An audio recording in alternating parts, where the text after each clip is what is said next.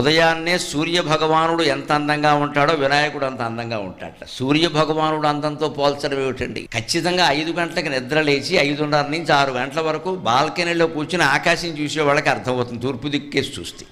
ఆ అలవాటు పెంచుకోవాలి. పిల్లల్ని కూడా నిద్ర లేపి చూపించాలి.